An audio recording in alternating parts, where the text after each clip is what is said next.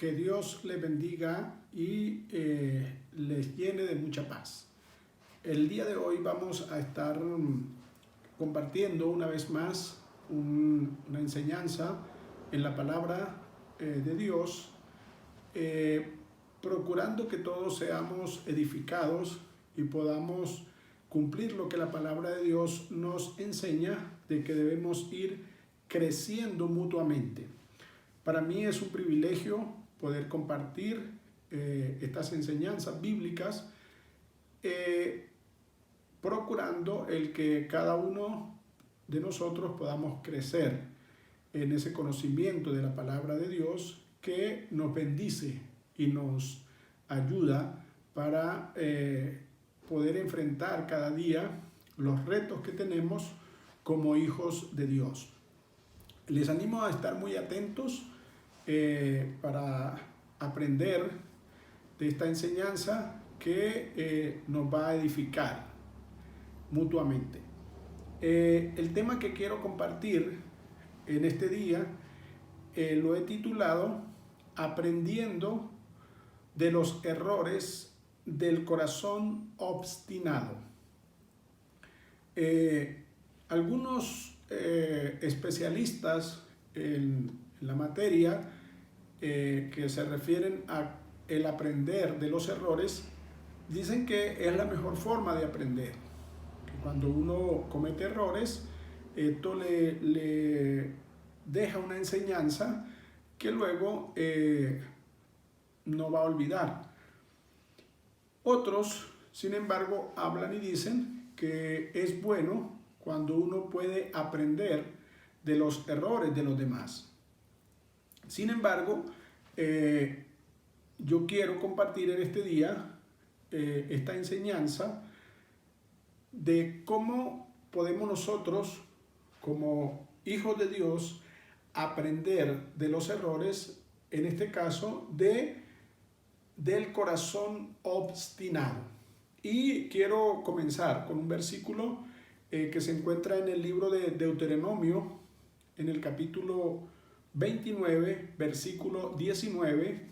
Allí en ese capítulo, o en todo el libro, Moisés le está haciendo como un repaso al pueblo de Israel de todos aquellos mandamientos y experiencias que habían tenido durante esos 40 años.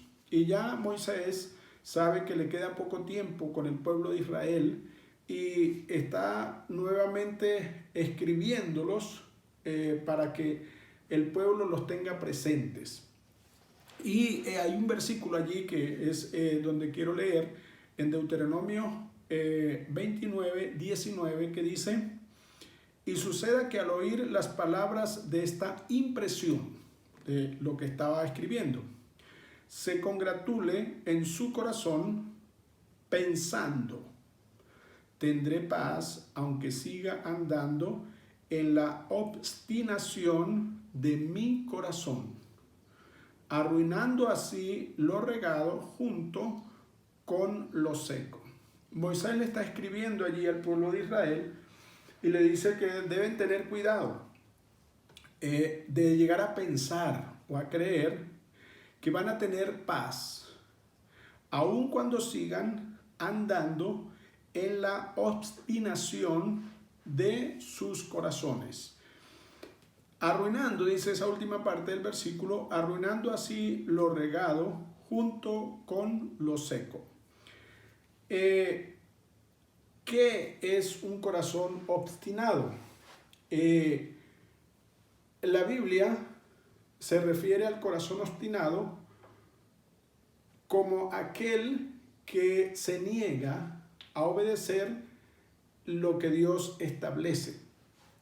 En el caso específico, Dios le entregó al pueblo de Israel unas directrices bien claras y precisas, las cuales ellos debían obedecer al pie de la letra.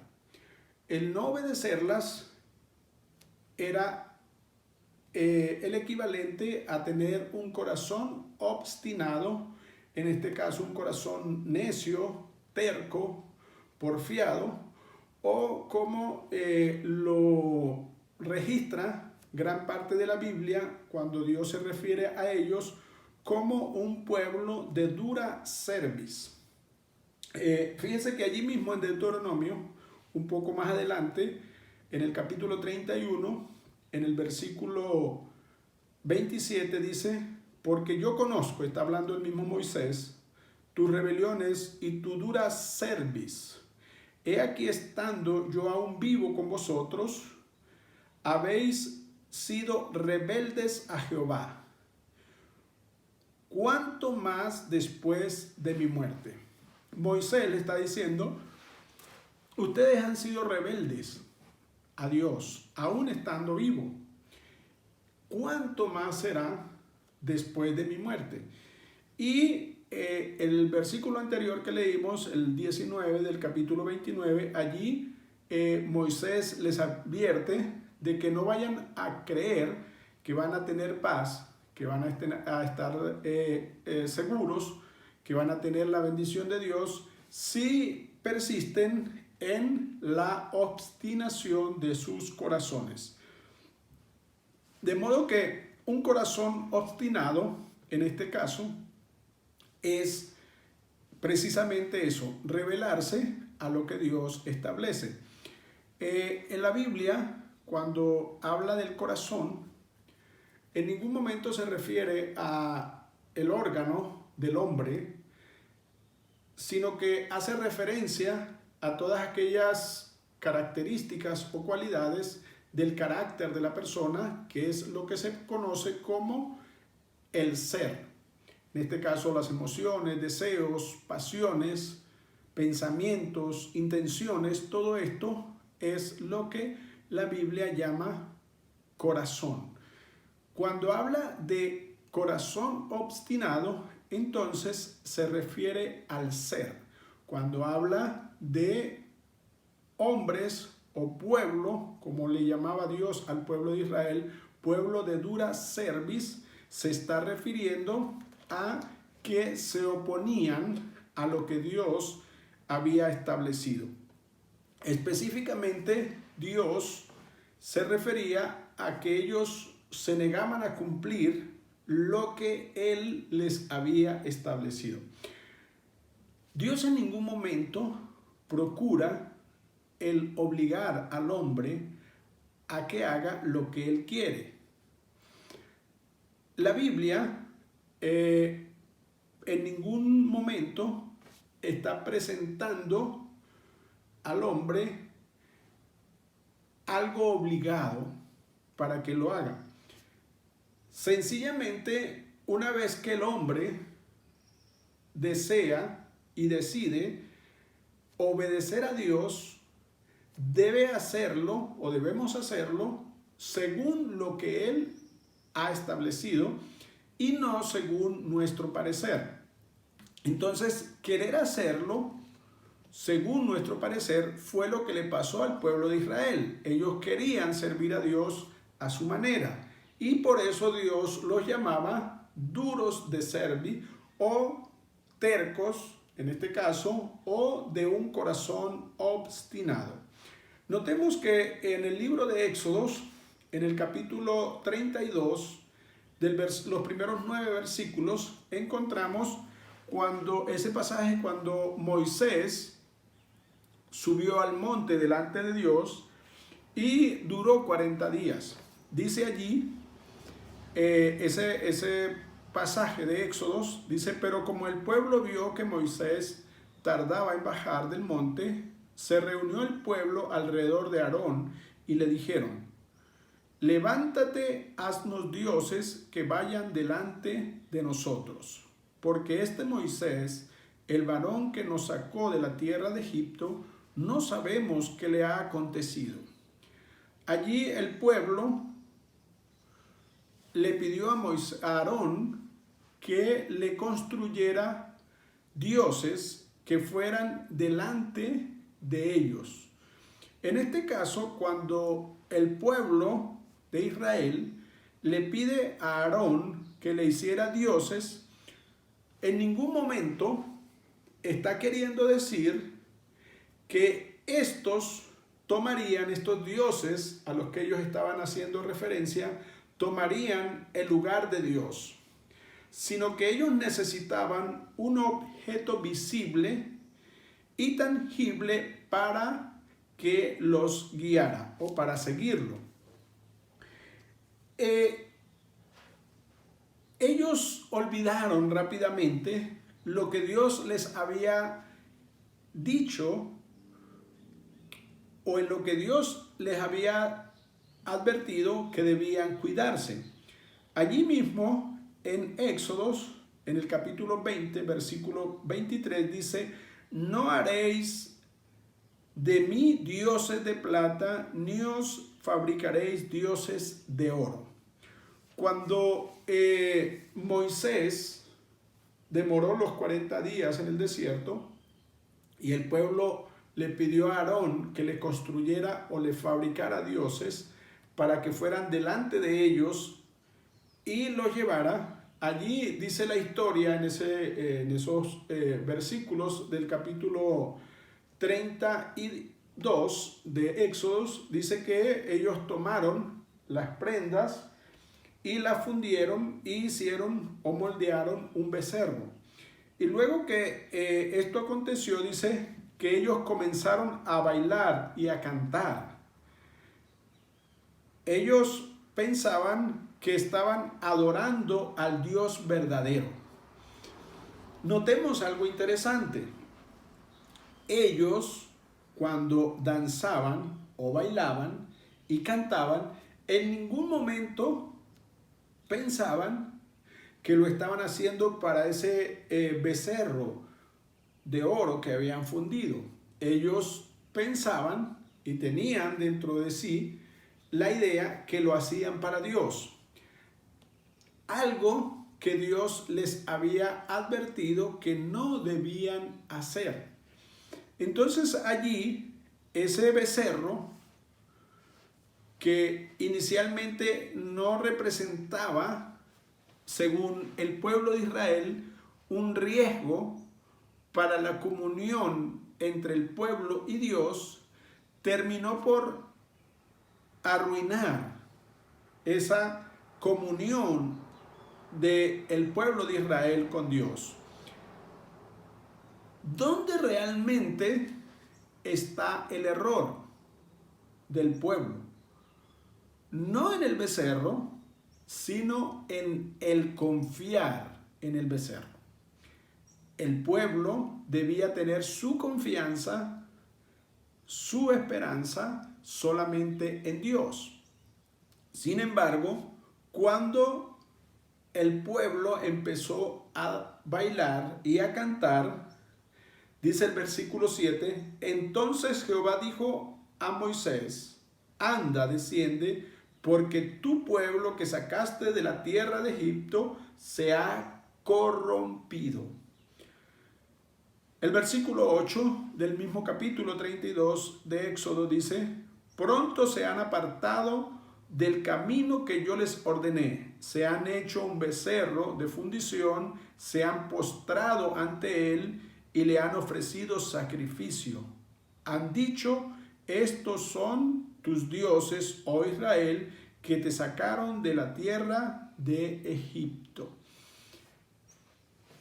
Ellos querían o pidieron algo visible y tangible, un objeto. En ningún momento ellos pidieron algo específico. Lo que querían era un objeto. Pudo haber sido otro tipo, otra imagen de fundición. En este caso fue un becerro. Y ellos lo que querían era que eso fuera algo visible para ellos seguirlo, que fuera delante de ellos. El hombre siempre quiere tener algo visible, algo tangible para poderlo seguir. Sin embargo, esto desagradó a Dios y allí en el versículo 7, donde leímos, dice: entonces Jehová dijo: desciende, porque tu pueblo que sacaste de la tierra de Egipto se ha corrompido. La palabra corrompido en la Biblia es de donde la que también encontramos o podemos traducir como se ha autodestruido. Se ha destruido mutuamente o se ha afectado a sí mismo. Entonces allí la palabra corromperse, más que deteriorarse o corromperse, está significando autodestruirse. Y algo que comenzó con una necesidad visual de algo que ellos pudieran seguir físicamente, pronto sustituyó la confianza que ellos tenían en Dios y la pusieron en esas imágenes o en esa imagen que se habían construido. Dios, quien era el que los había sacado de la tierra de Egipto, que los había conducido por el desierto, que los había alimentado durante 40 años en el desierto, que había hecho que el calzado creciera junto con el pie, que había hecho que la ropa no se desgastara durante 40 años, que hizo llover maná del cielo para que el pueblo se alimentara. Ese Dios que había provisto para el pueblo todo lo que el pueblo necesitaba, ahora estaba confiando en ídolos o imágenes que eran una figura representativa, pero que pronto sustituyeron la confianza del pueblo en Dios.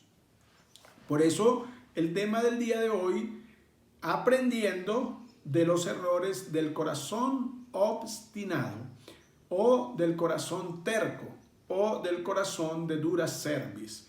En este caso, el pueblo de Israel cometió un grave error al hacerse imágenes de fundición para poner la confianza en ellos y tener algo visible que les condujeran hacia la tierra prometida donde Dios los quería llevar.